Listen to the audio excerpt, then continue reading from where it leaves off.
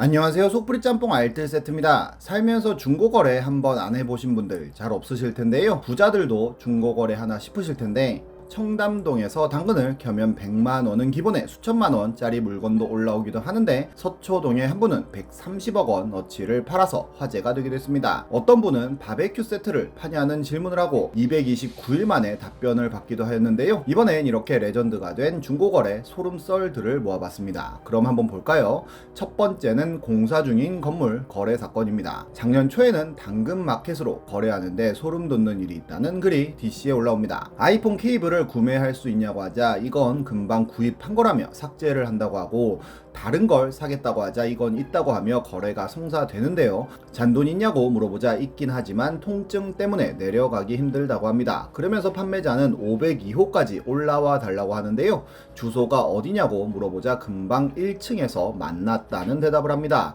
다른 사람인 것 같다고 하자 닉네임이 비슷했다며 사과를 하면서 본인의 주소를 알려주는데요. 그런데 막상 도착하니까 아직 분양도 안 된 새 건물에 우편물도 한 개 꽂혀 있지 않았다고 합니다. 그래도 사람이 살 수도 있으니 엘베를 타고 5층까지 올라가서 초인종을 눌렀는데 초인종은 울리지 않았고 갑자기 엘베가 5층에 멈춰섰다고 하는데요. 심지어 남자 한 명이 본인 쪽으로 걸어오길래 전투 태세를 취했고, 남자는 본인을 스쳐 지나가서는 한 바퀴 돌아갔는데 문 열리는 소리도 나지 않고 엘베 소리도 안 나서 엄청나게 겁이 났다고 합니다. 결국 무서워서 장기 털릴 것 같다며 그냥 간다고 하니 판매자는 어디냐고 물어보는데요. 해당 건물 사진을 보내주면서 올라갔다 왔는데 안 나와서 무섭다고 하니 판매자는 웃으며 본인이 간다고 하였고, 구매자는 무서워서 그냥 간다고 합니다. 판매자는 복도 불이 고장났다며 1층 엘베 앞으로 오라고 합니다. 결국 간다고 하며 마오쩌둥 판별을 하자 헛소리 하냐며 본인 번호를 알려주는데요. 심지어 해당 번호는 당근마켓에 가입한 번호와 다른 번호라는 알림이 떴고 전화해보라고 했지만 전화는 하지 못하고 그냥 도망갔다고 합니다. 그러자 해당 판매글은 삭제가 되어버렸다고까지 하는데요. 심지어 한 DC인이 전화를 해봤더니 전화를 받을 수 없다고 뜬다는 댓글까지 남깁니다. 하지만 이 모든 건 오해와 불신에서 비롯되었는데요. 실제로 그 주소를 찾아가면 CU가 있는 다른 건물인데 구매자가 엉뚱한 주소로 찾아가서는 판매자를 장기 매매범으로 확신하고 마음대로 글을 썼던 것입니다. 실제로 CU 건물이라고 설명해 주기도 하고, 구매자가 엉뚱한 곳에 있다고 하자 본인이 직접 가겠다고도 했지만 그냥 구매자가 도망가서는 글을 남겼던 건데요.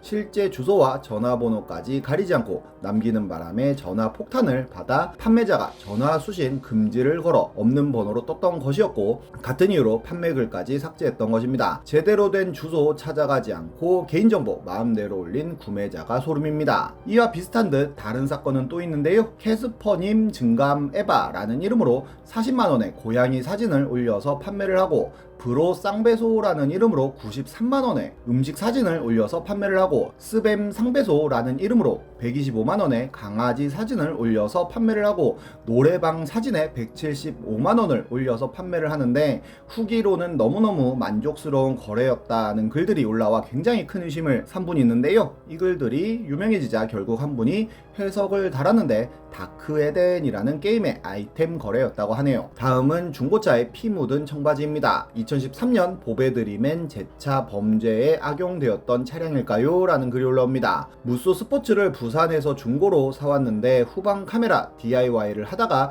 후진 등의 선을 물리기 위해 테일램프를 뜯으니 티셔츠와 바지가 끼어있길래 꺼내서 펼쳐보니까 옷에 빨간 물이 들어있었다는데요. 사람들은 당연히 신고하라는 반응을 보였고, 여러 인터넷 뉴스에서도 해당 사건을 기사로 쓰기 시작하였으며, 궁금한 이야기 Y와 굿모닝 대한민국 같은 프로그램들도 관심을 가지기 시작합니다. 결국 궁금한 이야기 Y에서 해당 사건을 취재했는데, 해당 자동차 안에는 바지 2벌에 티셔츠도 2벌이나 나와 더욱더 큰 의심을 받았고, 경찰에서는 국과수에 의뢰한다는 이야기를 합니다. 결국 중고차 판매상에게 직접 찾아가서 전 차주의 신원까지 조회하게 되는데요. 전 차주의 전화번호가 바뀌었다고 하여 더욱더 큰 의심을 받았고, 심지어 전 차주는 3개월 만에 차를 판매한 것으로 드러나 거의 확신에 가득 찬 의심을 받게 됩니다. 게다가 차에 먼지 모를 흠집까지 발견되면서 100% 확신하게 되는데요. 결국 전 차주를 찾아갔는데 동생이 몰고 다녔다고 하여 동생과 통화를 하게 됩니다. 동생의 증언은 굉장히 충격적이었는데요. 차가 지나가다가 전봇대를 긁는 바람에 뒷부분이 확 들어가 버렸고 찌그러지지 말라고 안에 옷을 넣고 지렛대로 젖히면서 편 다음 다시 충격을 받으면서 들어갈 수 있으니까 생각 없이 옷을 돌돌 말아 넣었다는 것입니다. 국과수 검사 결과 혈흔이 아닌 것으로도 판명되어 그냥 혼자서 차 수리하다가 그렇게 되었고 붉은 물은 변색된 오일이었던 것으로 결론이 납니다. 해외의 어느 차주는 중고차를 샀더니 돈다발이 들어있었다고도 하고 어떤 분은 시트를 드러내니 번개탄 자국이 있었다고도 하는데 중고차 살 때 정말 꼼꼼히 봐야 할 것 같네요. 다음은 블랙킹 스네이크 사건입니다. 2013년 어떤 분은 블랙킹 스네이크라는 뱀을 중고거래로 샀다고 하는데요. 사진을 보여주며 블랙킹 스네이크가 아닌데 어떤 종인지 물어보는 질문을 합니다. 블랙킹 스네이크와 사진을 비교해보면 완전 다른 것을 알 수 있는데요. 블랙킹 스네이크는 독도 없다고 합니다. 그런데 이분이 받았다는 이 뱀은 7.4라고 하여 물리면 7발자국도 못 가 죽는다는 엄청난 맹독을 가진 뱀이었는데요. 결국 글쓴이는 해당 뱀 주인을 신고한다며 도와달라는 글을 올리기도 하였습니다. 뱀 관련한 사건은 또 있었는데요. 2014년 한 초등학생은 콘도르라고 이름 붙인 콘스네이크를 2년간 애지중지 키웠다고 하는데 어머니가 고양이를 데리고 오며 부득이하게 이를 분양 보내기로 결심을 합니다. 어머니가 파사모라는 카페에 분양글을 올렸고 킹 스네이크를 키우는 유명 파충류 애호가 블로거가 이를 보고 분양해 갔다고 하는데요. 당연히 유명한 블로거이기에 잘 키울 거라고 생각하고 분양을 보냈다고 합니다. 해당 블로거는 플로리다 킹이라는 왕뱀을 키우면서 이미 어느 정도 유명 인사였다고 하는데요. 그런데 해당 블로거에게 콘도르가 잘 크고 있는지 사진을 보내달라고 하여도 거부했다고 합니다. 그런데 어느 날 블로거는 타이밍이 잘 맞아 레드 콘스네이크를 무료 분양받게 되었다는 사진을 올리더니 플로리다 킹과의 대면식이라며 무섭게 다가간다는 사진을 올리고는 이 녀석 소화 능력 하나는 정말 빠르다면서 설치류와는 또 다른 최고의 영양분을 흡수 중인 상태라는 글을 올립니다. 알고 보니 본인이 키우는 킹 스네이크에게 먹이로 주고는 이를 심지어 영상으로 찍어 블로그와 SNS뿐만 아니라 풀킹 콘성체 피딩이라는 제목으로 TV팟 등 여러